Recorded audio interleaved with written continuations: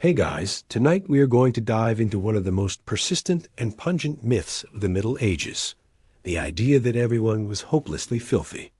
We're going to explore a world where the simple, refreshing act of taking a bath was viewed not as a matter of hygiene, but as a genuine medical risk, a dangerous invitation to sickness and death.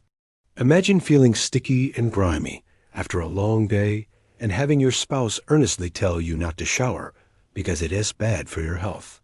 Frankly, with our modern germophobia, most of us wouldn't survive the sheer anxiety of their medical advice. So before you get comfortable, take a moment to like the video and subscribe, but only if you genuinely enjoy what I do here.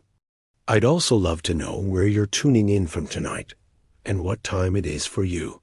It's always fascinating to see this community assembling from every corner of the globe.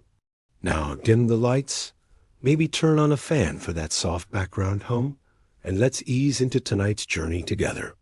The sun beats down on your back, a relentless hammer of heat in a wide, cloudless sky. It is late afternoon at the end of a long day of labor, and every part of your body feels it. You have been weeding the Lord's barley field since sunrise, a back-breaking task of bending and pulling under the hot sun. Your body is coated in a sticky, uncomfortable film of dried sweat and a fine, gritty layer of dust that has worked its way into every fold of your skin and clothing. The taste of dust is on your tongue. The grime is packed deep under your fingernails. You smell of your own honest labor, a pungent, salty, earthy scent. As you straighten your back with a groan, wiping a forearm across your brow, you look towards the edge of the field, where the slow, cool, green water of the river winds its way through the landscape. The sight of it is a temptation almost too powerful to bear. A deep, primal craving rises up in you.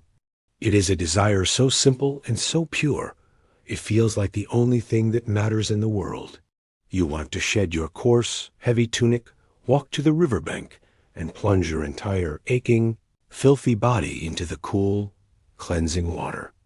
You can almost feel the sensation, the initial, shocking cold, followed by the blessed relief as the water washes away the sweat and the dust, leaving you feeling light, refreshed, and new again. It is a vision of pure, uncomplicated bliss, a bath. But as soon as the thought fully forms, another, more powerful feeling rises to meet it. It is a cold knot of anxiety, a deep, culturally ingrained sense of wrongness. It is the voice of your mother, of the village elders, of the parish priest, all echoing in your mind. The thought of a full-body bath, of submerging yourself completely in the water, is not one of simple pleasure. It is a thought laced with a distinct and very real fear. It is, you have been taught your entire life, a dangerous thing to do. You know that it wasn't always this way. Your grandfather used to tell stories of his own youth, of visiting public bathhouses in the nearby town, places where men would gather not just to get clean, but to socialize and conduct business. And you have seen the strange crumbling ruins of the great stone buildings left by the Romans, a civilization so obsessed with bathing they built virtual palaces for it. But that world is long gone. The wisdom of your time is different. The great pestilence that swept through the land a few generations ago taught everyone a terrible lesson about sickness and the fragility of the human body. The old ways were abandoned. A new, more cautious understanding took hold. You stand there on the edge of the field, caught in a silent struggle between the screaming desire of your own body and the stern, fearful wisdom of your culture. Historians of hygiene have shown that the popular image of the universally filthy, never-bathing medieval peasant is something of an exaggeration. People did wash. Hands and faces were cleaned before meals. But the full-body bath, especially one in hot water, was viewed with deep and genuine suspicion, a suspicion rooted in what was, for your time, the most advanced and accepted medical thinking. The fear is not of the water itself. The water is a gift from God, the source of life. The fear is what the water does to you. It changes you. It softens your skin. It opens you up. And to be open, in a world full of unseen dangers, is to be vulnerable. To bathe is to willingly lower your body's defenses, to invite sickness in. The internal battle is brief. The desire for the cool river is strong, a powerful physical urge. But the fear, drilled into you since you were a child, is stronger. It is the voice of reason, of caution, of survival. With a sigh of resignation, you turn your back on the river and its tempting, treacherous water. You shoulder your hoe and begin the long, slow walk back towards your village, still caked in the day's grime, still feeling the sticky discomfort of your own sweat. You have made the correct choice, the healthy choice. You have resisted the foolish, sensual desire for a bath, and have instead chosen the path of prudent self-preservation. But as you walk, you cannot help but feel the grit on your skin and the itch of the dried sweat under your tunic. You have chosen to be safe, but you are still deeply, profoundly, and uncomfortably dirty. And you begin to contemplate the central question of your daily existence. Why, exactly, is something that feels so good meant to be so bad for you? You walk back towards your village, the rhythmic crunch of your footsteps on the dusty path a familiar comfort. The desire for the cool river water has passed, replaced by a feeling of smug self-satisfaction. You have done the sensible thing. But the question lingers in your mind, a simple curiosity you turn over and over like a smooth stone in your palm. Why is bathing so dangerous? You don't just accept the wisdom of your elders blindly. The logic of it makes a profound and terrifying kind of sense. You know that sickness is not just a matter of bad luck. It has a cause. It is a physical presence in the world. You know that there are unhealthy places, places that breed illness. A stagnant pond, a swampy fen, a butcher's yard where blood and offal are left to rot in the sun. The communal midden heap of your own village. These places are all magnets for disease, and they all share one crucial characteristic. They stink. This is the cornerstone of your medical understanding. You believe that disease is a thing called miasma, a bad air, a poisonous vapor that rises from all things that are decaying, putrid, or corrupt. It is an invisible cloud of pestilence, a foul-smelling fog that drifts on the wind, seeking to invade the bodies of the living. Your own nose is your first and most important line of defense. If you can smell rot, you are breathing in the very substance of sickness itself. Your body, you believe, is a fortress, a self-contained vessel. Your skin is the outer wall of that fortress, a seamless barrier designed by God to keep your own precious internal humors, your blood, your phlegm, your bile safe, pure and in perfect balance. It is also designed to keep the dangerous, corrupting elements of the outside world out. Health is a state of being perfectly sealed, and this is why a bath is such a perilous act. It is, in essence, an act of treason against your own fortress. When you submerge yourself in water, especially the warm, inviting water you crave after a long day, that water works with the heat to soften your skin and relax your body. And in doing so, it opens up the thousands of tiny, invisible pores on the surface of your skin. In your understanding, these pores are not for sweating. They are tiny gateways, little doors and windows in the castle wall of your body. To open them is to willingly lower your defenses, to lay down your arms and invite the enemy to walk right in. It is a shocking act of vulnerability. Once your pores are open, the invisible, poisonous miasma that hangs in the air is free to enter. The bad air from the nearby swamp or the dung heap can now seep directly through your skin and into your bloodstream. Once inside, this malevolent vapor travels through your body, where it begins its foul work. It can cause your blood to boil, leading to a fever. It can cause your humors to putrefy, leading to plague sores and corruption. The very act that you imagine would cleanse you is, in fact, the one that allows the filth of the world to contaminate you from within. As you approach your village, you instinctively move to the upwind side of the communal dunghill, avoiding the worst of its foul aroma. It's a common misconception that people in your time didn't connect filth with disease. They absolutely did. They just misunderstood the mechanism.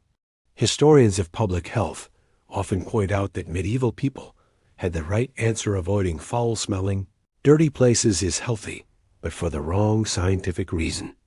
They blamed the smell itself, a miasma, for carrying the sickness, rather than the invisible microbes that produced both the smell and the disease. For you, this theory is elegant, logical, and confirmed by all of your life experience. Why do people who live near swamps so often fall ill with the ague? It is the foul swamp air. Why did the great pestilence spread so virulently in the crowded, smelly, and unsanitary quarters of large towns? It was the overwhelming concentration of deadly miasma. A theory explains everything.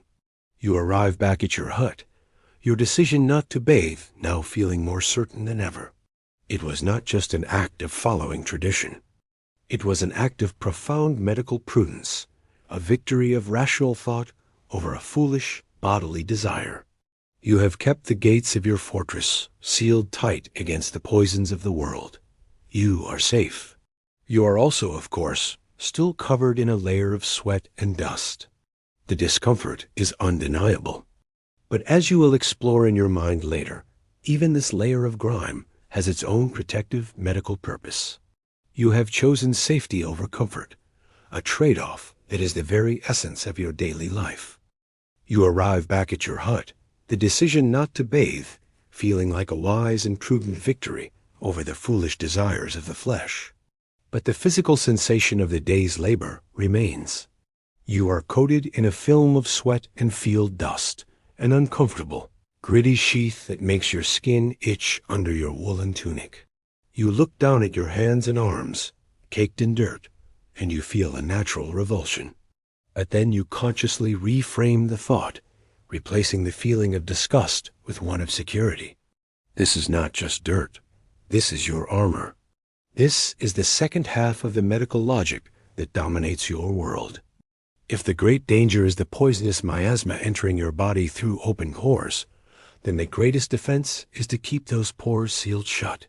And what better sealant is there than a solid, well-earned layer of grime? You believe that the fine dust from the fields, mixed with the natural oils of your skin and the dried salt of your own sweat, creates a natural, protective crust.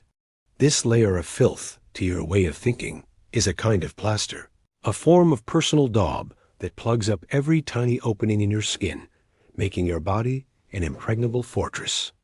To wash it away with hot water and harsh soap would be an act of madness. It would be like a soldier preparing for battle, deciding to strip off his leather armor in favor of a light linen shirt because it felt more comfortable. It is a suicidal vanity. This feeling of being caked in dirt is not a sign of poor hygiene. It is the sign of a body that is properly and sensibly protected from the hostile environment. It is a physical manifestation of your connection to the earth and your separation from the corrupting, pestilential air. You feel a sense of security in your own filth. Historians who study the concept of cleanliness note that the medieval definition of the word was vastly different from the modern one. Clean did not mean sterile or germ-free, concepts which do not exist for you. It meant that things were in their proper, God-given order. A clean soul was one that had been scrubbed of its sins through confession. A clean forest was one that had been cleared of undergrowth. A clean garment was one made of pure, white linen, not the greasy, animal-based fibers of wool. Your grimy skin is not unclean in a moral or spiritual sense. It is simply earthy, a sign of your station and your labor. Even the smell of your own body is understood differently. The sharp, foul stench of decay, the miasma, is a clear sign of danger or sour smell that it becomes a worry, a diagnostic sign that your internal humors are out of balance. The smell of healthy labor is simply the smell of life. But logic and medical theory are one thing, and the feeling of grit on your skin is another. You still crave some small measure of comfort after the long day. You decide on a compromise, a safe and acceptable form of washing. You will not immerse your whole body, but you will wash the parts that are visible to the world, your hands and your face. You take a simple wooden basin and fill it with cool water from the large clay jug in the corner of your hut. Hot water is a rare and labor-intensive luxury. To have hot water, you would need to use up a significant portion of your precious firewood, burning it for the simple comfort of washing. In larger towns, you have heard, there are even street vendors, stewmongers, who sell buckets of hot water to households, a testament to its value as a commodity. But hot water is also considered more dangerous. The heat, you believe, opens the pores even more effectively than cold water, making the bather even more vulnerable to the airborne miasma. Cold water is safer. You dip your hands into the basin. The water is cool and a profound relief. You scrub them together, washing away the layers of field dust and dirt. You splash the water on your face, rubbing away the salty, dried sweat from your forehead and cheeks. The sensation is incredibly refreshing, a shock of clean coolness that seems to awaken your tired senses. It is a small act, but it feels significant. It is a way to feel human again, to wash away the identity of the laborer and reassume the identity of a man at rest in his own home. You dry your hands and face on a piece of rough linen cloth. You look at your arms, still coated in a fine layer of grime. You can feel the itch of the dust still on your legs and back. But you have found the acceptable balance. Your hands are now clean enough to handle your evening meal without adding extra dirt to it. Your face is clean enough to present to your family. But the rest of your body, the vast majority of it, remains safely sealed beneath its protective, hardened shield of filth. You are fortified, yet you have found a measure of comfort. You have successfully navigated the complex and contradictory rules of medieval hygiene. You have resisted the siren song of the full, dangerous bath and have instead performed a safe, sensible, and limited ablution. You feel secure, prudent, and clean enough. But as you sit down for your evening meal, you are aware of another layer of grime, another source of constant irritation. It is not just your skin that is unwashed. It is the clothes you have been wearing all day, the same clothes you will wear tomorrow. And they have their own relationship with the concepts of clean and dirty, a relationship centered not on water, but on the miraculous properties of linen. You have eaten your simple evening meal, your hands and face acceptably clean for the task. You feel a measure of comfort, but the day's grime still clings to the rest of your body, a sticky and itchy presence beneath your clothes. And the clothes themselves carry the same dust and sweat of your labor. The thought of a bath is still a distant and dangerous fantasy, but there is another way to achieve a feeling of cleanliness, a method that is not only considered safe, but is the very cornerstone of hygiene in your world. It is not about washing your skin. It is about changing your shirt. You stand near the hearth, the fire's warmth a comfort against the evening chill, and you begin the simple ritual of preparing for bed. First, you remove your outer garment, the heavy, coarse wool tunic that has been your armor against the world all day. You set it aside, its familiar, greasy, sheep-like smell, a testament to its durability and its infrequent washing. This leaves you in your undergarment, a long, simple shirt or smock that reaches your knees. This shirt is made not of wool, but of linen. And this difference is the absolute key to your understanding of being clean. The linen shirt is damp with the day's sweat and stained yellow at the armpits and collar. To a modern eye, it is filthy. But to you, this is evidence of the shirt performing its primary, almost magical function. You believe that linen, a pure fabric woven from the fibers of the flax plant, has the power to draw the impurities out from your body. The sweat that has soaked into the fabric is not just water. It is a physical manifestation of your body's evil humors, the excess fluids and corruptions that have been purged from your system throughout the day. The dirt and grime clinging to the linen is the filth of your body, wicked away from your skin and trapped in the absorbent cloth. Your shirt is not just a piece of clothing. It is a wearable poultice, a textile filter that cleanses you from the inside out. The most important act of hygiene you will perform this week is now at hand. You peel the damp, soiled linen shirt from your skin. The feeling of its removal is a relief in itself. From the wooden chest in the corner, you take out your other shirt. It is clean, or at least cleaner. It was washed last week in the river and smells of air and a hint of wood smoke. You pull it over your head. The sensation is one of pure, unadulterated bliss. The feel of the cool, dry, and relatively smooth linen against your unwashed skin is your definition of comfort and cleanliness. It is a secret purity, a fresh layer between your own protective shield of filth and the grimy wool of the outside world. This feeling is far more important and far more satisfying than the feeling of water on your skin could ever be. You feel refreshed, restored, and most importantly, clean. You only own 2 of these linen shirts. This weekly, or sometimes fortnightly, change is a significant event.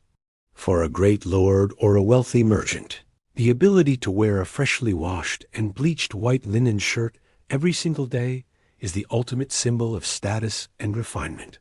Historians of material culture argue that this linen cleanliness was a primary indicator of social class in your time. The ability to afford not just the many changes of linen itself, but the immense cost of the lye, soap, the firewood, and the human labor required to constantly wash and bleach the garments was a more visible and potent sign of wealth than a fancy jewel.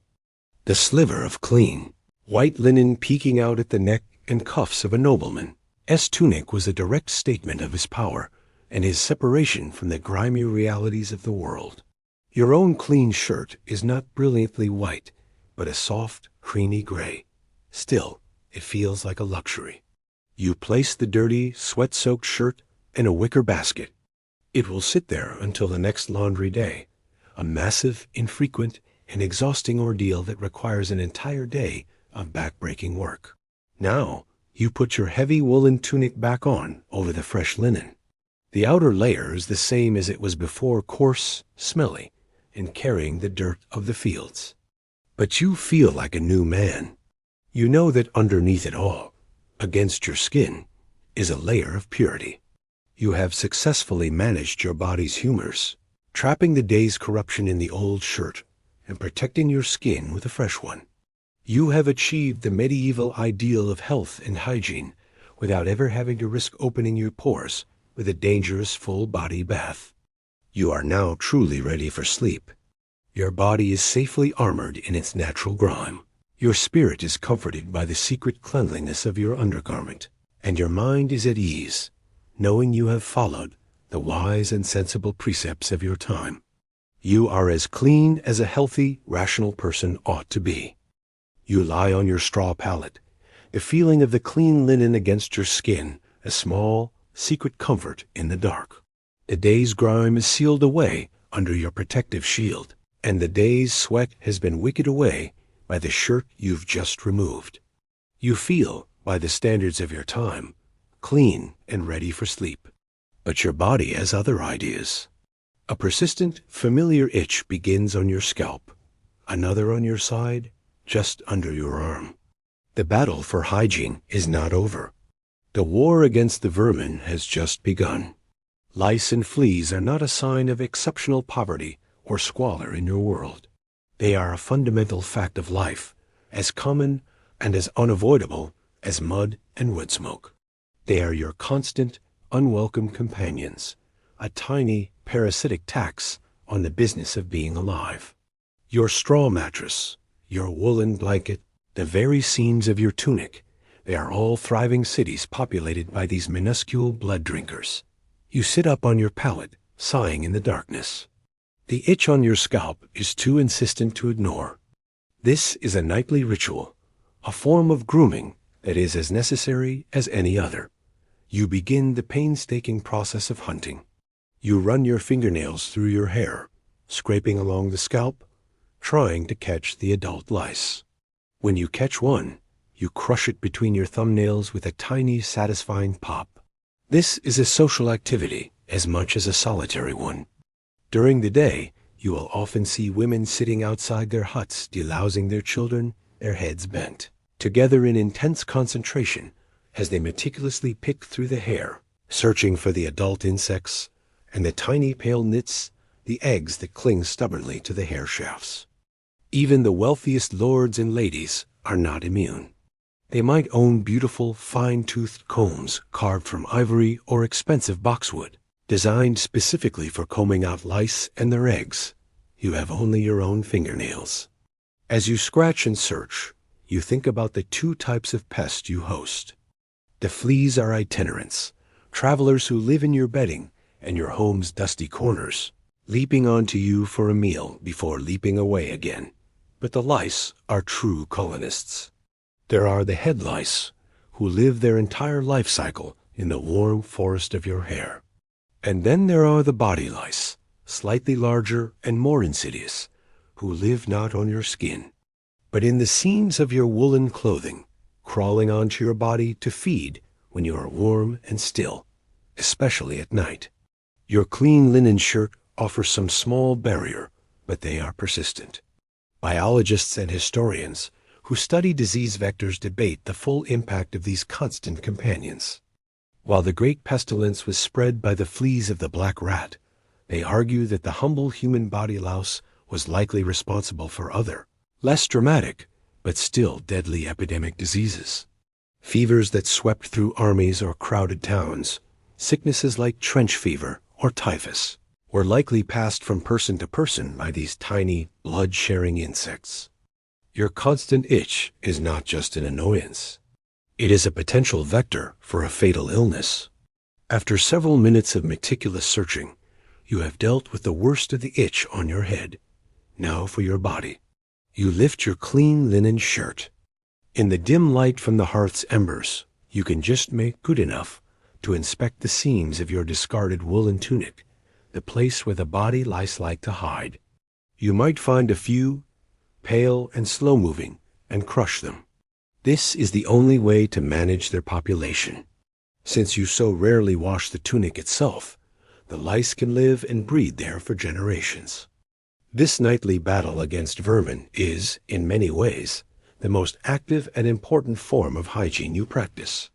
You believe a bath might kill you by letting in miasma, but you know for a fact that an unchecked infestation of lice can lead to itching, so severe it causes open sores which can then fester and become infected.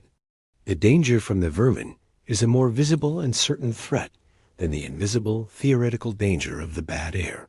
So you focus your efforts here. Finally, the worst of the itching has subsided. You have won the nightly skirmish. You lie back down, pulling the heavy wool blanket over yourself, knowing full well that it too is a haven for the very creatures you have just been hunting. It is a battle you can never truly win, only manage. The goal is not eradication, an impossible dream, but simply to keep the population low enough that you can get a few hours of uninterrupted sleep before they, and their relentless itching, awaken you again. You close your eyes, the sensation of clean linen on your skin now competing with the phantom crawling feeling that every lice hunter knows so well.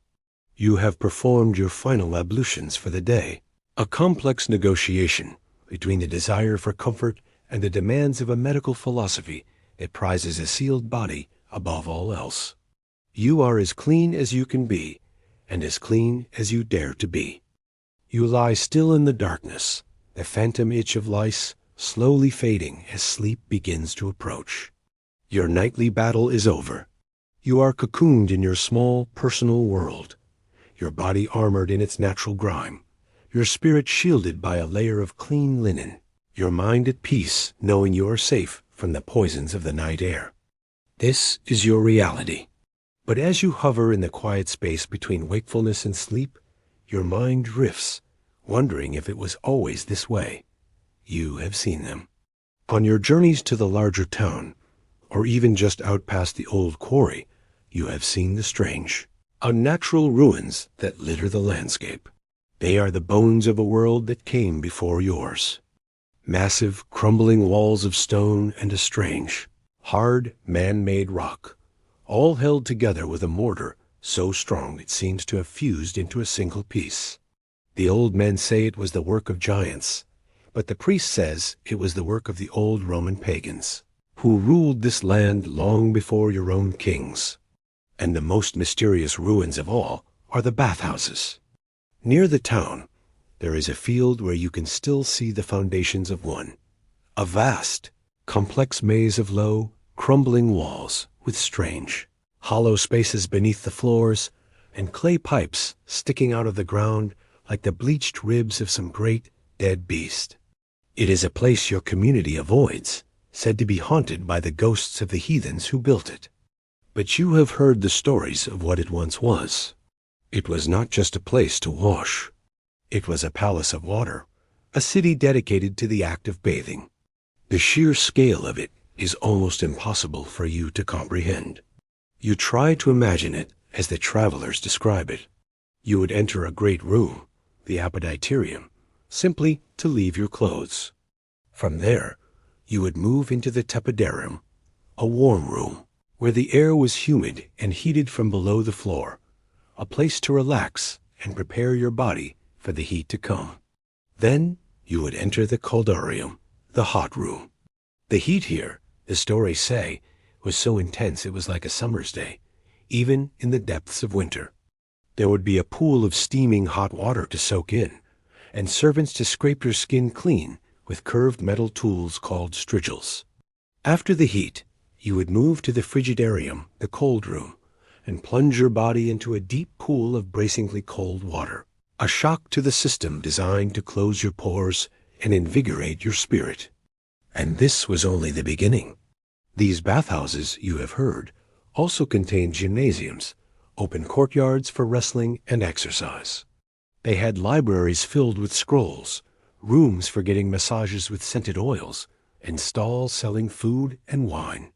They were places where men of all classes would gather, not just to get clean, but to spend the entire afternoon, to talk politics, to make business deals, to gossip, to see and be seen. For these ancient people, bathing was not a rare, dangerous, and private medical act. It was the very heart of public, social life. The thought is so alien, so decadent, that it feels like a story from another world. The idea of so many naked bodies together, of willingly opening your pores in a hot room, of spending hours in a state of leisurely cleanliness, it seems breathtakingly reckless. What of the miasma? What of the sickness that must have spread in such a place? You lie on your itchy straw pallet in your small, dark hut, and you try to imagine what it would feel like to be a part of such a water-loving world, to have access to unlimited hot water, to see cleanliness not as a danger to be avoided, but as a pleasure to be sought. The sheer engineering of it is as magical as any story of a wizard's tower. How did they heat all that water? How did they build floors that radiated warmth? The knowledge is lost. The civilization that created it turned to dust and haunted ruins. Archaeologists and classicists debate the precise reasons for the decline of this incredible bathing culture. Was it purely an economic collapse, the fall of the Roman Empire, making it impossible to maintain the complex aqueducts, sewers, and heating systems that these great bathhouses required? Was it the influence of the new Christian faith, with its emphasis on asceticism and its suspicion of worldly, bodily pleasures and public nudity? Or was it a combination of these and many other factors, a slow, centuries-long shift in values that saw the bathhouse transform from a symbol of civilization into a ruin associated with a decadent, pagan past? To you, the reason is less important than the result. The world of the great baths is gone. Your world is one of cautious, limited washing of a single layer of clean linen against a dirty body. You think of the Ramang in his steaming caldarium, and then of yourself, hunting for lice in your blanket, and the gulf between the two experiences is immense. Was his world better? Or was it simply more dangerous?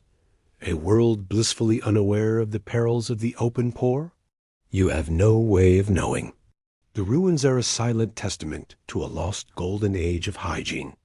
An age you can barely imagine, and one whose comforts, your own medical wisdom tells you, would have probably killed you. With this strange thought of ancient, luxurious, and dangerous cleanliness, you finally begin to drift toward sleep. The grand, ghostly image of the Roman baths fades from your mind as you drift into a deep and dreamless sleep. The next time you find yourself in the nearby town, however, the memory returns. You are there to sell a few carved wooden bowls at the market, and your business concludes quickly. With time on your hands and a few extra pennies in your pouch, you find yourself wandering through the town's crowded lanes, your thoughts still tinged with a curiosity about the lost world of bathing. And then you see it. It is not a magnificent ruin of stone and marble. It is a simple 2-story timber-framed building, not much larger than the village alehouse.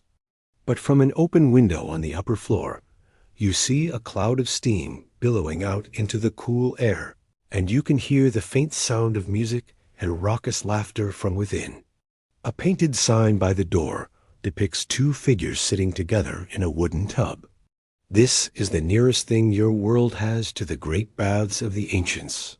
This is a public bathhouse, known colloquially as a stew. You have heard of these places, of course.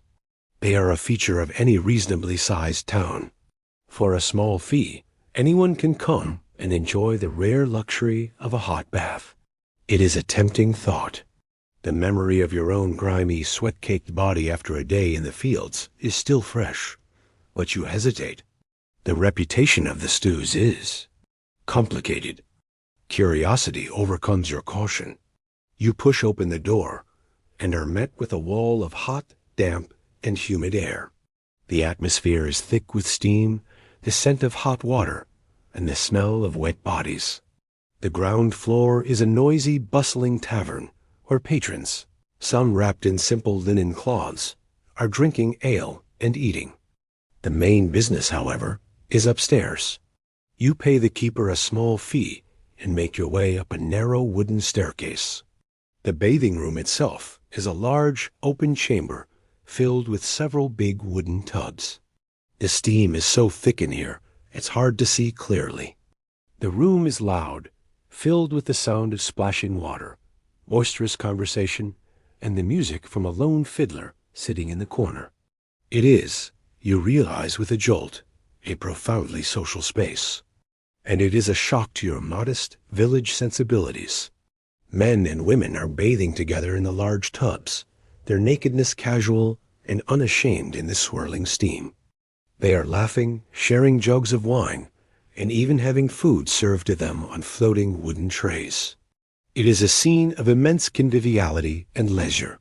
It is also, to your mind, deeply scandalous. You watch the scene, an awkward observer in the doorway. This is a world away from the solitary, fearful act of non-bathing you practice at home. Here, the dangers of the open pore are either forgotten or willfully ignored in favor of pleasure and companionship. But you can see why the parish priest rails against such places in his sermons. It feels like a place of profound moral danger. The easy nudity, the mixing of sexes, the free-flowing wine, it all feels decadent and sinful. And there is an undercurrent you can sense immediately. You see a merchant whispering in the ear of a young woman who is not his wife. You see glances exchanged that are more than just friendly. The stews have a well-earned reputation, not just as bathhouses, but as brothels, places where illicit encounters are easily arranged under the cover of the steam and the noise. Social historians debate the primary function of these establishments.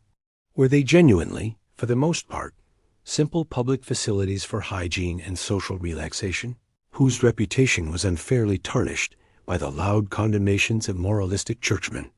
Or was the bathing aspect often just a thin pretext for their more profitable and popular role as centers of prostitution and vice? Looking at the scene before you, it seems that both are true at once. Some are here simply for a hot bath and a chat with friends. Others are clearly here for entirely different reasons. The entire experience is a paradox. You came here curious about a lost form of cleanliness, and you have found a place that feels both wonderfully luxurious and deeply corrupt. It is a far cry from the grand, civic, and ordered vision of the Roman baths you imagined. This is a much grubbier, more intimate, and more chaotic affair. It is less a temple of hygiene and more a noisy, steamy, aquatic tavern. You decide against partaking in a bath yourself. The combination of the price, the casual nudity, and the overwhelming sense of moral peril is too much for your simple sensibilities. The medical fear of opening your pores to the miasma is now compounded by the spiritual fear of opening your soul to sin. You make your way back down the stairs and out into the cool, fresh air of the street, which now seems almost clean and pure by comparison. The experience has been an education. It has shown you that while public bathing is not entirely lost, it has been transformed. It has been driven from the center of civic life to its margins, becoming a slightly disreputable, morally ambiguous, and commercially driven enterprise.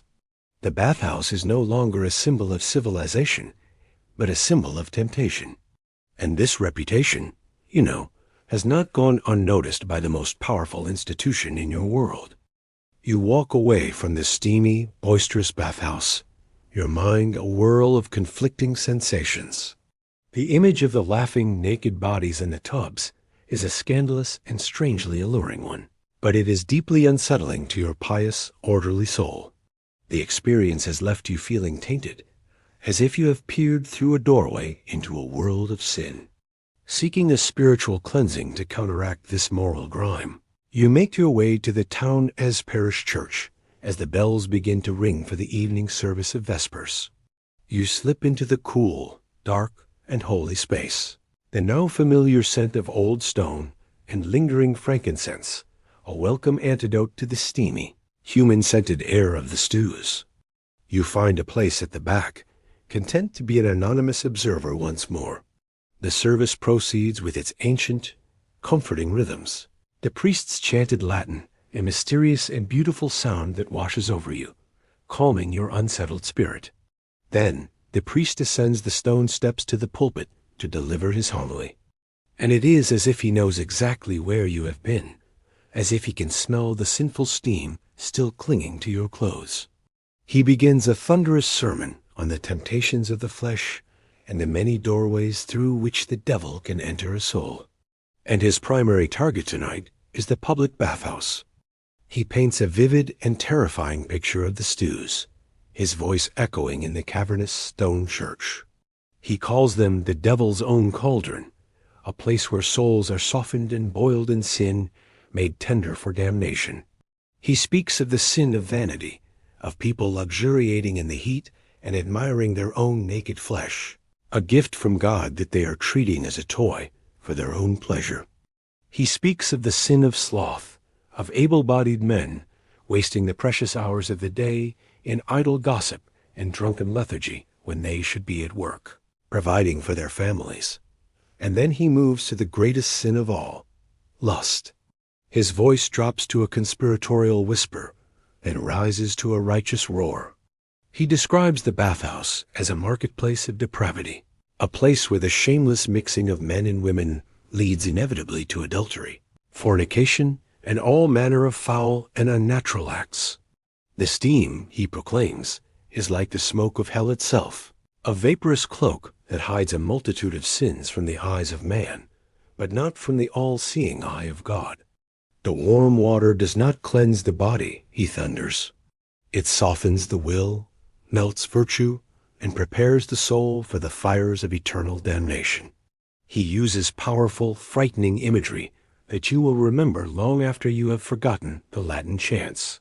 He compares the bathhouse to the jaws of Leviathan, swallowing the unwary. He speaks of demons with webbed fingers who swim invisibly in the bathwater, waiting to latch on to the souls of the bathers. It is a masterful performance of spiritual terror, designed to make the allure of the stews seem like a direct invitation from Satan. As you listen, you wonder about the priest's true motives, a thought so fleeting and cynical you immediately feel guilty for it. Historians debate the Church's primary motivation for its long and vehement campaign against public bathing.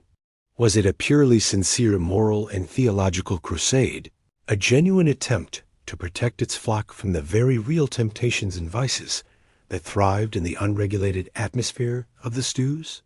Or was it also perhaps a form of social and political control?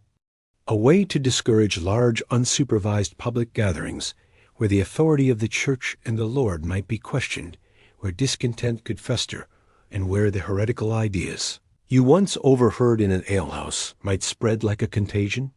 The priest then cleverly pivots from the moral danger to the physical one, weaving the Church's authority together with accepted medical wisdom. He reminds you of the doctrine of the open pore, a theory the Church fully endorses. You open your skin to the heat, he warns, and you open your soul to the devil. At the same time, you open your body to the pestilential miasma that carries plague and fever. The bath is a double death, a peril for your mortal flesh and your immortal soul alike. He links the act of bathing directly to the great plagues of the past, presenting them as a form of divine punishment for the sinfulness and decadence that the bathhouses represented. He reinforces the idea that to be clean in the eyes of God, one must be spiritually pure, not necessarily physically washed. The saints and desert fathers, he reminds you, were famously ascetic, their holiness demonstrated by their rejection of all worldly comforts, including the comfort of a hot bath. His sermon concludes, and you are left shaken. A vague sense of unease you felt upon leaving the stew has now been magnified and given a terrifying theological framework. The bathhouse is not just a place of questionable morals. It is a spiritual death trap, a place where you risk your eternal soul for a few moments of worldly pleasure. You leave the Church, the priest's fiery words ringing in your ears. The cultural prohibition against bathing is now complete in your mind. It is not just medically dangerous, a threat to the humors and the body. It is also morally dangerous, a threat to the immortal soul. The two most powerful authorities in your life, the physician and the priest, are in perfect agreement on this one crucial point. A wise and pious person avoids the bath. You walk home from the church, the priest's fiery sermon echoing in your mind. The argument against bathing is now a fortress in your thoughts, with two great pillars supporting it. The pillar of faith, which warns of moral damnation, and the pillar of medicine, which warns of physical decay. You feel utterly convinced. To bathe is to risk both body and soul. As you settle into your hut for the night, you mull over the purely medical side of the argument, the complex and learned reasoning you've heard from the barber surgeon and others who have spoken with physicians. It all begins and ends with the four humors, the vital fluids that govern your entire existence. Your body, you know, is a delicate ecosystem containing blood, which is hot, and moist, phlegm, yellow bile, and black bile. Perfect health is a state of perfect balance between these four fluids.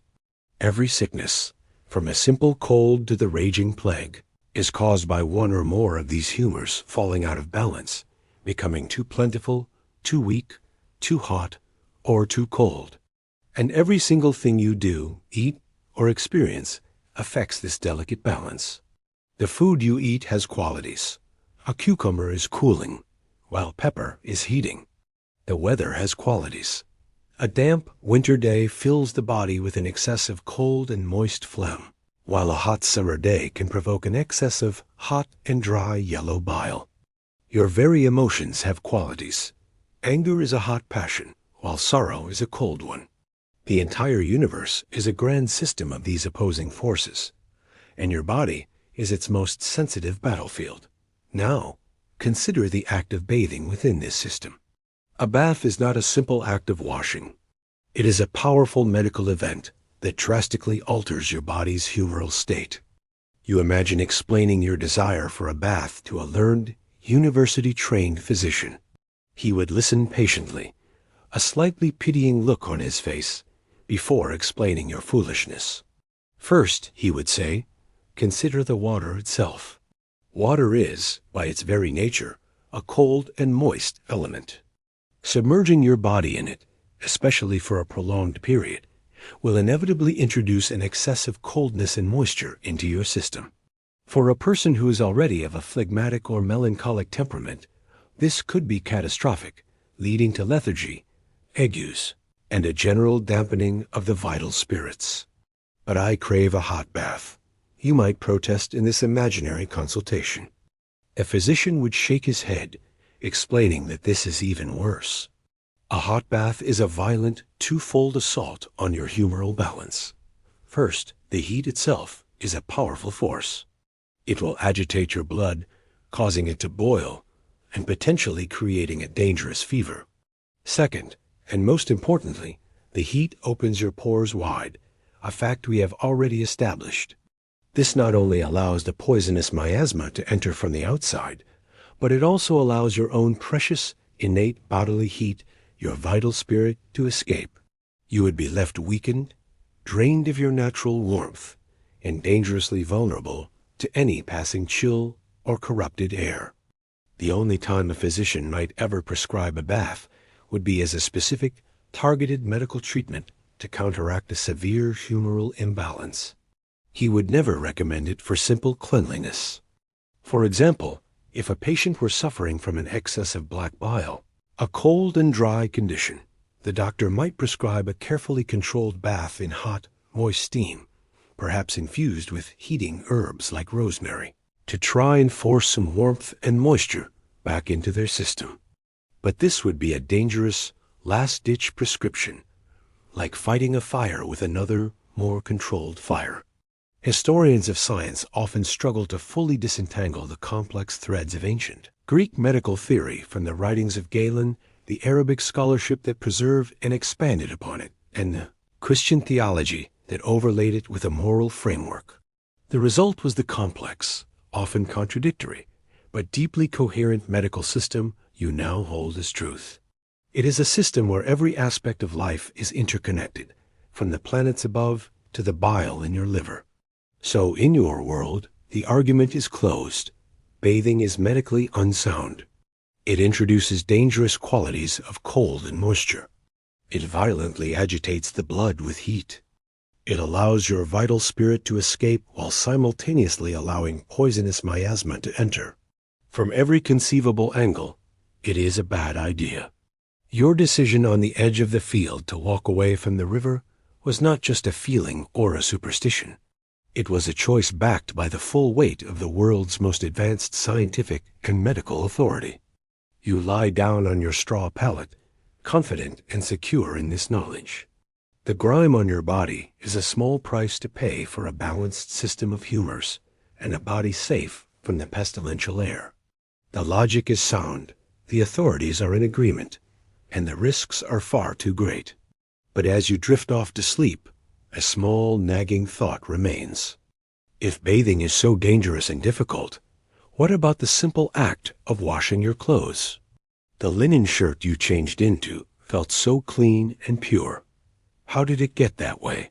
The thought of that process, a different kind of struggle with water and filth, floats in your mind as you fall asleep. Your sleep is deep, secure in the knowledge that your unwashed body is a fortress against disease.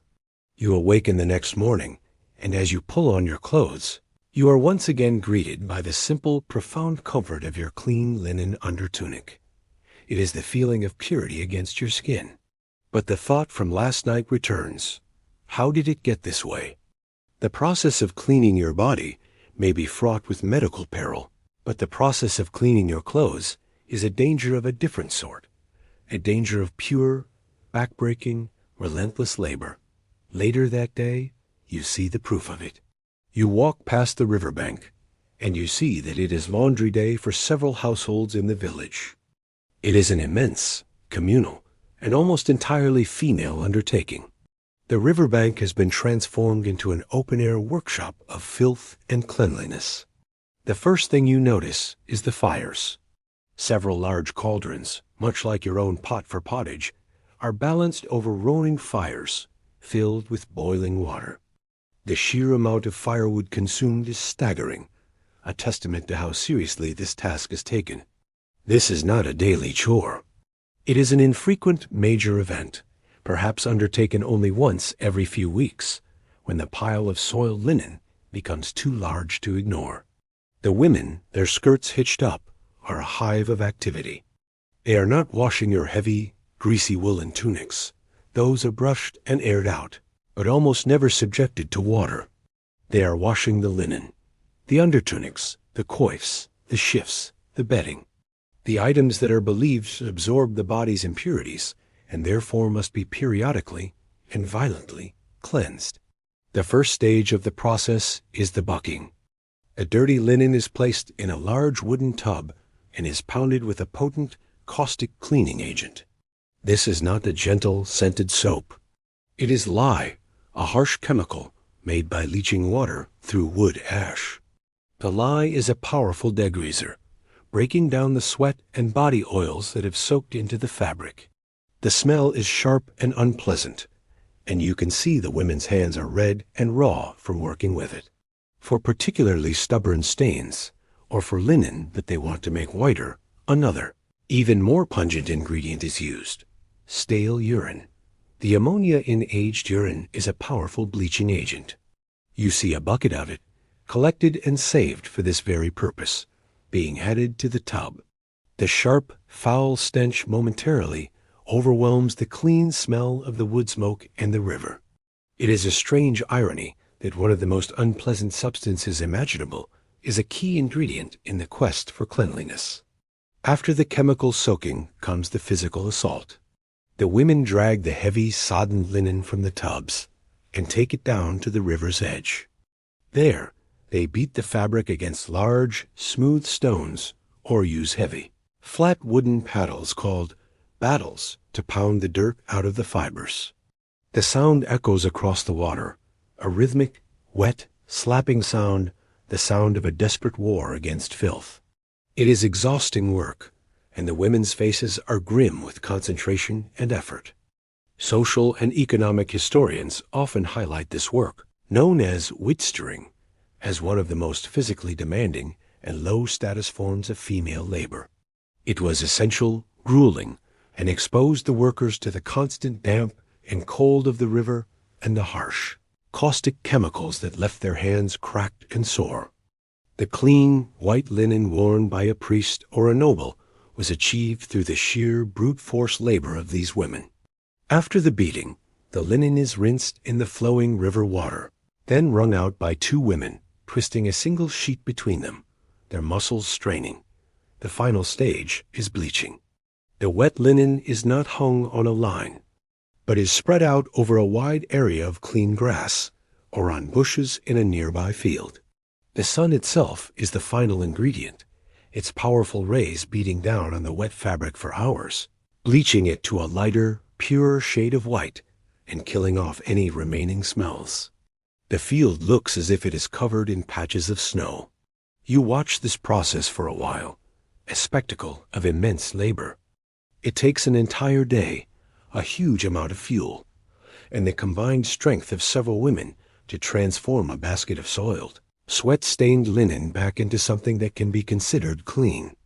The sheer difficulty and expense of the process makes it perfectly clear why owning multiple sets of linen garments was a sign of great wealth. It wasn't just the cost of the fabric. It was the cost of the constant, punishing labor required to maintain it. Thinking of this incredible effort, you suddenly understand your own relationship with cleanliness in a new light. The reason you do not bathe every day is not just because you are afraid of it, but because the very concept of daily, full-body washing is a logistical and economic impossibility. The amount of water that would need to be hauled and heated would be astronomical. It would be an act of profound and foolish wastefulness. Your own hygiene, the sealed skin, the single clean shirt is a perfectly rational system, born not just of medical theory, but of the hard, practical limitations of your world. You turn away from the riverbank, leaving the women to their endless rhythmic beating of the wet clothes. You have been reminded that in your time, Cleanliness is not a simple matter of comfort or preference. It is a luxury, hard-won, and dearly paid for. You walk away from the riverbank, the rhythmic, wet slap of the laundry battles fading behind you. The immense effort required to produce a single clean shirt reinforces your conviction. Your world is one where cleanliness is a luxury and a labor, not a simple daily habit. And this understanding is underpinned by the deep, unshakable fear of what can happen when the body's defenses are down. And no event in the memory of your people has ever proven the truth of that fear more than the Great Pestilence. It happened before your time, in the age of your great-grandparents, but the stories are still told in hushed, terrified tones around the fire on a winter's night. It is the defining catastrophe of your world, a scar on the collective memory of your people. The Black Death, a sickness that swept through the land like a dark tide, leaving a trail of devastation so complete it is hard for you to even imagine.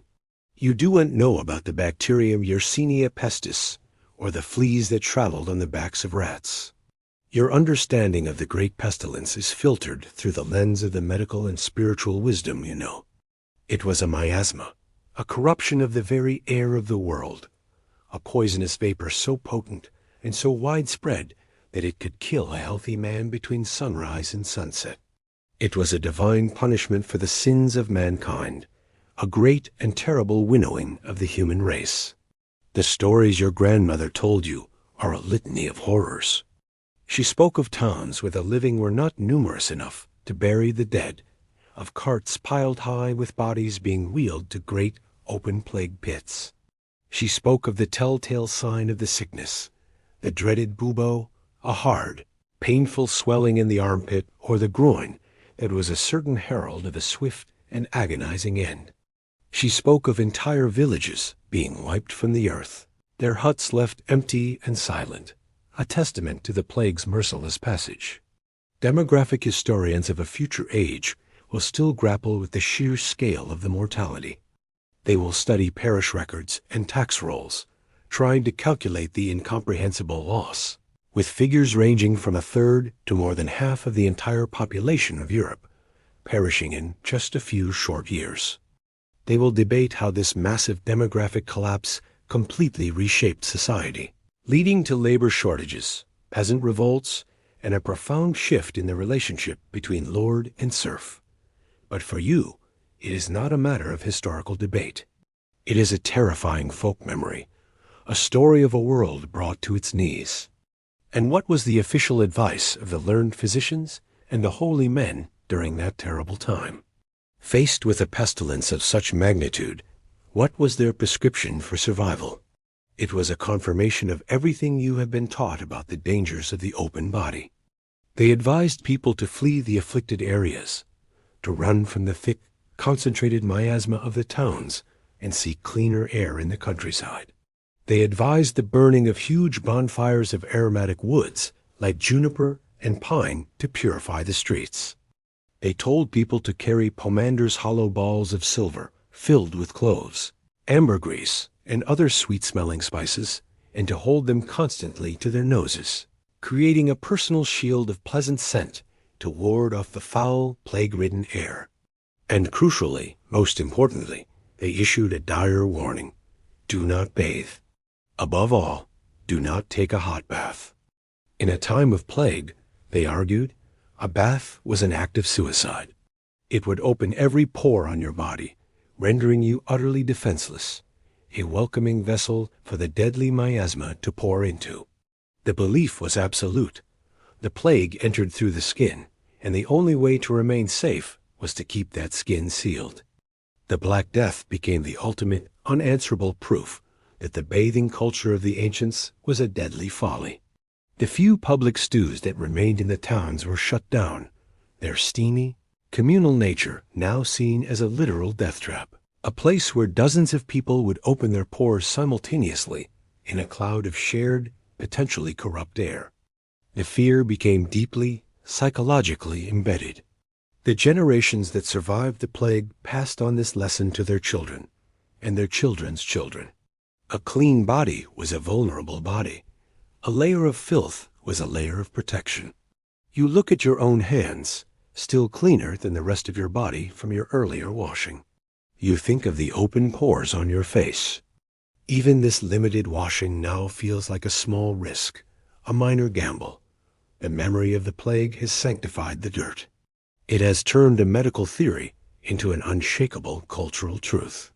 The stories of the great pestilence serve as a constant, grim reminder of your own fragility. It is the ultimate boogeyman, the final proof that the world is filled with invisible, airborne dangers that can strike anyone at any time without warning. Your decision not to plunge into the river was not just a personal choice based on your own feelings. It was an echo of this great historical trauma, an act of adherence to the most terrible and important lesson your world has ever learned. You walk on, the imagined scent of plague smoke in your nostrils, feeling more secure than ever, in the protective, grimy armor of your own unwashed skin. The shadow of the great pestilence is long, and it touches everything in your world, dictating your fears and your habits. Your belief in the danger of bathing is not just a superstition. It is a lesson written in the ink of mass death. As you continue your walk home from town, your mind still dark with these ancestral memories, you are forced to step off the path as a small, mounted party approaches. It is your lord's wife, the lady of the manor, returning from a visit to a neighboring estate. She is accompanied by a lady-in-waiting and a single, armed man-at-arms. You respectfully lower your head and avert your gaze as they pass, as is expected of you. But as her horse trots by, you are enveloped in a cloud of scent so powerful and so alien it makes you feel dizzy. It is not a smell you have ever encountered before. It is not the earthy smell of soil, the animal smell of wool, or the holy smell of incense. It is a rich, sweet, and deeply complex perfume, a scent of flowers, of rare woods, and of something else, a warm, musky, animal scent that is both strange and intoxicating. It is the smell of a completely different reality. You risk a glance at her. She is a vision of impossible cleanliness. Her face is pale and powdered. Her gown is made of deep blue velvet, a fabric so rich you can almost feel its softness just by looking at it. And at her neck and her wrists you see the brilliant, snow-white edges of her linen chemise. It is a white so pure, so pristine, it seems to glow. It is a testament to the fact that she owns dozens of such garments, and has a team of servants whose entire job is to perform the back-breaking labor of laundry that you witnessed by the river. She does not smell of sweat or honest labor. She smells of wealth. You know that the perfume she wears is more than just a pleasantry. In your world, it is a form of medicine, a personal, portable defense against the ever-present threat of miasma. While you must rely on your own shield of filth to seal your pores from the bad air, the wealthy have a more luxurious method. They believe that by surrounding themselves with a powerful, pleasant, and expensive aroma, they can create a protective bubble, a personal microclimate of clean, healthy air that repels the foul, disease-carrying vapors of the outside world. The ingredients that create this aromatic shield are some of the most precious substances on earth. Her perfume is likely a complex concoction of distilled rosewater, sandalwood, and other rare ingredients, but the most powerful scents are also the most bizarre. The warm, musky base note might be true musk, a substance harvested from the glands of a small deer found only in the distant mountains of the east. Or it could be ambergris, a waxy, fragrant material that is found, miraculously, floating in the sea, and which you know to be a hardened substance from the intestines of the great sperm whales. These ingredients are more valuable than gold. Their journey to your small corner of the world, a testament to the vast trade routes that crisscross the globe. She might also be carrying a pomander, a small, intricately carved ball of silver or gold, which she holds to her nose when passing through a particularly smelly part of the town. Inside this pomander would be a paste made of these same precious ingredients, a concentrated dose of aromatic protection. Her cleanliness is not achieved by scrubbing her skin, but by weaponizing scent. Historians of class and culture note that this olfactory distinction was a crucial and powerful form of social differentiation. In a world where everyone was, to some degree, unwashed, the stark difference in smell between the peasantry and the nobility was an immediate and constant reminder of the great gulf between them. To smell of the earth, of sweat, of wool, of labor, it was the smell of poverty. To smell of exotic flowers, of rare spices, of musk and ambergris, that was the smell of power, leisure, and a body so valuable it had to be protected by the most expensive means possible. The lady and her party pass you by, leaving you in a lingering, ghostly trail of her perfume. The scent is so foreign and so powerful that it makes your own familiar smell of dirt, sweat, and wood smoke seem suddenly and shamefully foul. You are, for the first time, aware of your own odor, not as a natural state, but as a sign of your low station. The encounter leaves you with a profound sense of the world's unfairness. The lord and lady have their own methods for warding off the dangers of the air, luxurious methods that are entirely beyond your reach.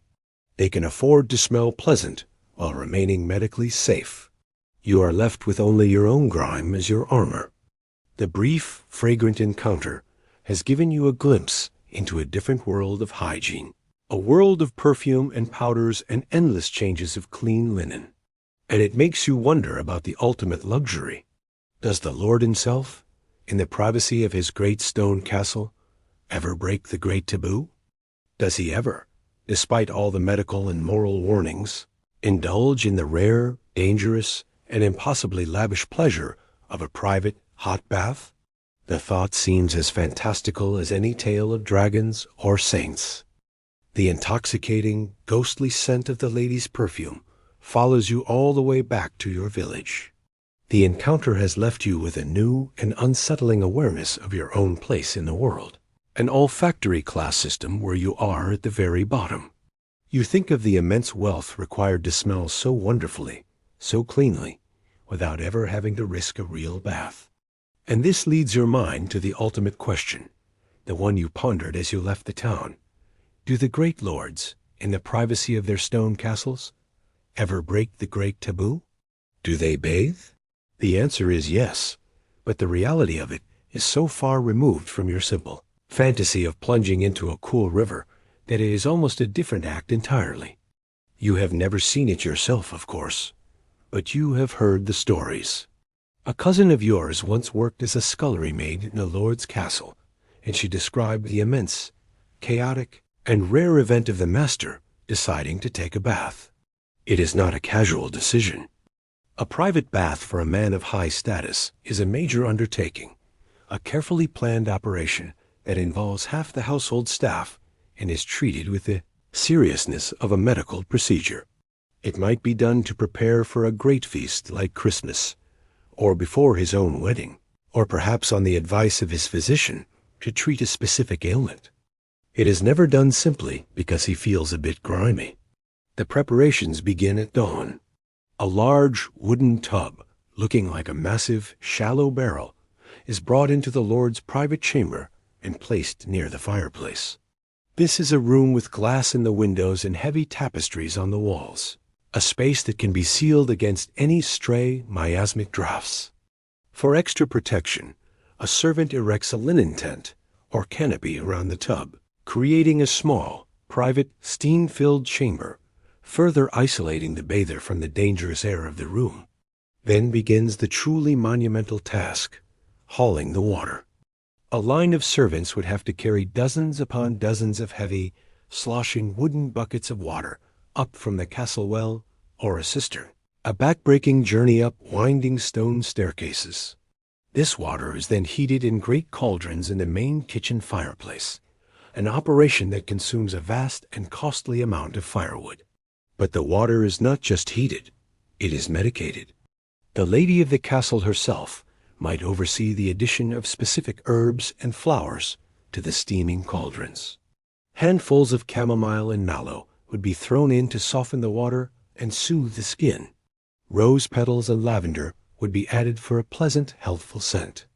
These additions are not just for pleasure. They are a crucial part of the medical process, designed to counteract the inherent dangers of the hot water. Historians who study domestic life debate the primary purpose of these elaborate preparations. Were they a simple act of luxury, an attempt to make a rare bath as pleasant and comfortable as possible? Or were they viewed, even by the wealthy, as a necessary medical undertaking? Were the herbs just a form of aromatherapy, or were they a sincere attempt to infuse the dangerous water with their own healing humoral properties to balance its hot and moist qualities and make the experience safer for the bather's constitution? Finally, when the scented steaming water has been hauled to the chamber and poured into the tub, the Lord is ready.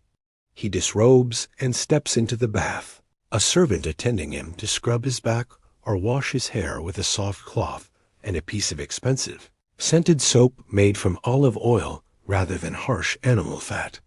He might sit in the tub for a long time, relaxing in the warm, fragrant steam trapped by the linen canopy, perhaps with a cup of spiced wine to further warm his humors. To you, the sheer extravagance of the event is what is most shocking. The amount of labor, the quantity of firewood, the use of rare herbs and expensive soap, all for a single person to wash their body. It is a display of wealth so profound it is difficult to comprehend. It takes the work of a dozen people for your Lord to do the very thing you were tempted to do by simply jumping into a river. When he is finished, he is quickly wrapped in warm, dry linen towels and hustled to his bed to rest. To recover from the ordeal and to ensure he doesn't catch a chill while his pores are still dangerously open, the bath is treated less like a moment of refreshment and more like a surgical procedure from which one must carefully recuperate. The story from your cousin solidifies your understanding of the world. Bathing is not forbidden to everyone. It is simply a luxury, a medical treatment, and a carefully managed risk that is available only to the very, very rich. For them, the dangers of the miasma can be mitigated by sealed rooms, linen canopies, and herbal infusions. For you, the only defense is the one you were born with, the one you cultivate every day with your own labor, your protective shield of filth. The gap between your world and your Lord's has never felt so vast. It is not just a gap of wealth and power, but a gap of sensory experience, a gap of what is possible, what is safe, and what it means to be clean. The story of the Lord's bath, with its impossible extravagance, stays with you for days.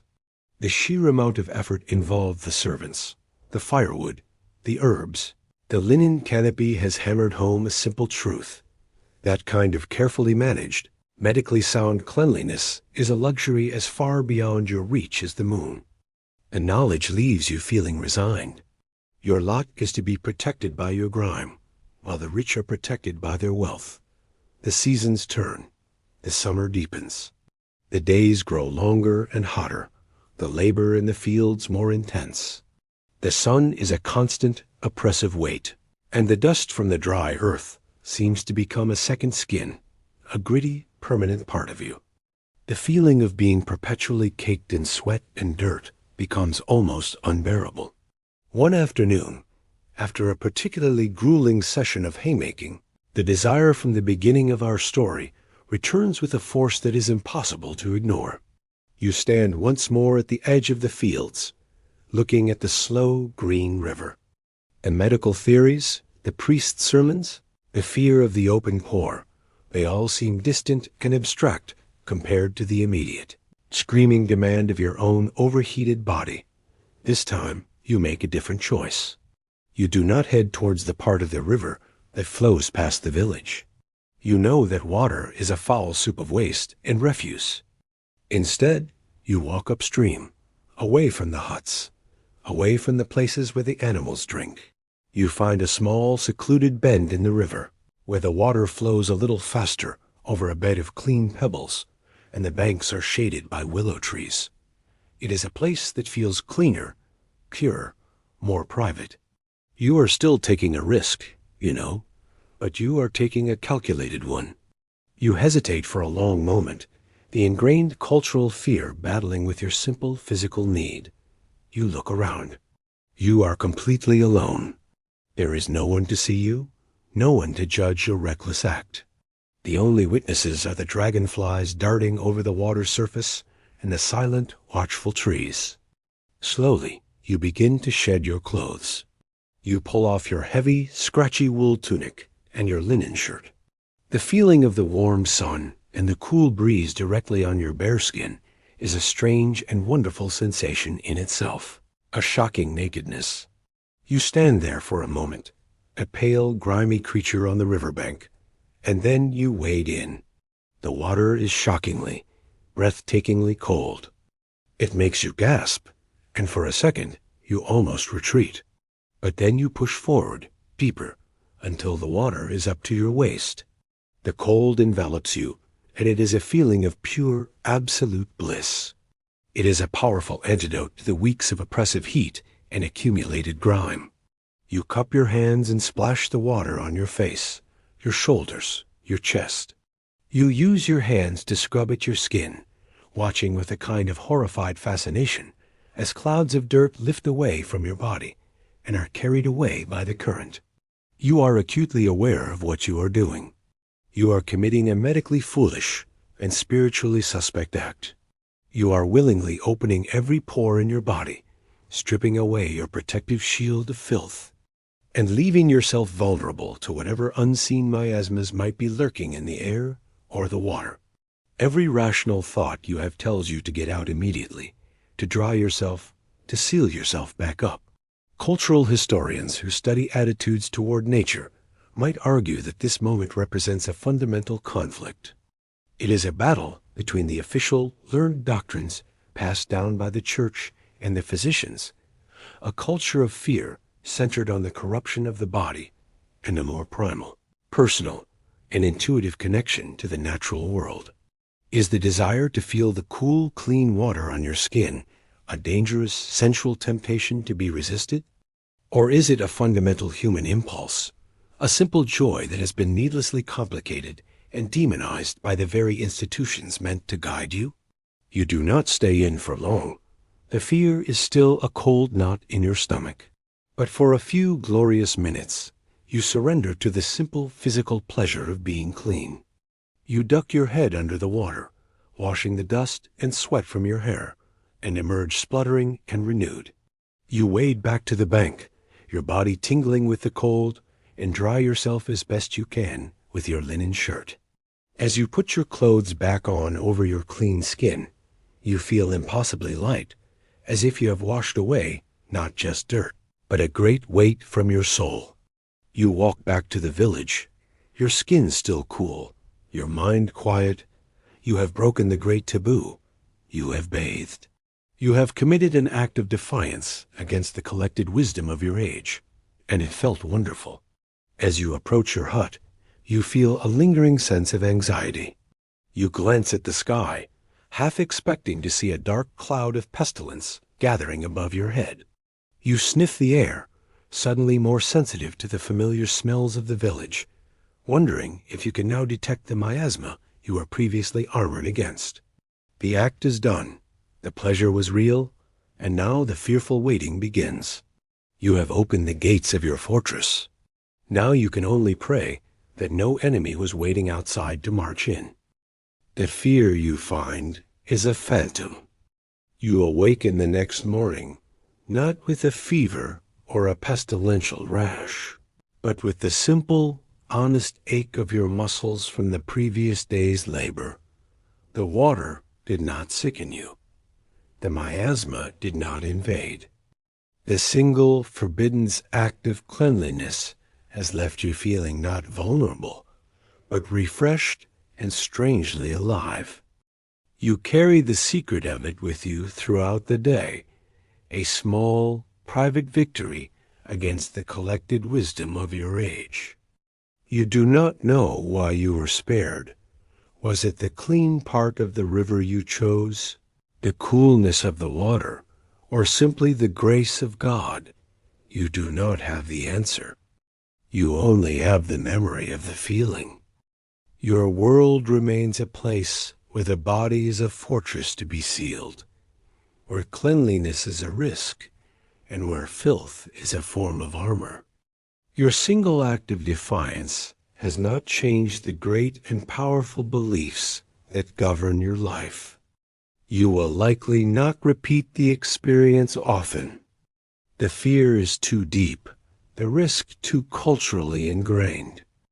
But you now carry a new piece of knowledge, a truth known only to your own skin. You know the profound and simple pleasure of what it feels like to be truly clean, a pleasure as rare, as luxurious and as memorable as a taste of a nobleman's spiced meat or the scent of his lady as perfume. It is a secret you'll keep, a small, cool memory to call upon during the long, hot, and dusty days to come. And now, the story of that world, with its strange fears and its simple pleasures, comes to a gentle close. The memory of the cool river, the dusty fields, and the smoky hut can all begin to recede, their sharp edges softening as they drift away into the quiet darkness. The complex rules and worries of that other time are not yours to carry. Let them go. Feel yourself returning completely to the familiar comfort of your own space, your own bed. There is no need to fear an open window or a cleansing bath. There is no miasma waiting in the air. There is only the calm, safe, and still atmosphere of your own peaceful room, a world of softness and security that would be an unimaginable luxury to the person you just were. Allow the deep sense of comfort and safety to settle over you like the softest, warmest blanket. There are no more stories to hear, no more dangers to navigate.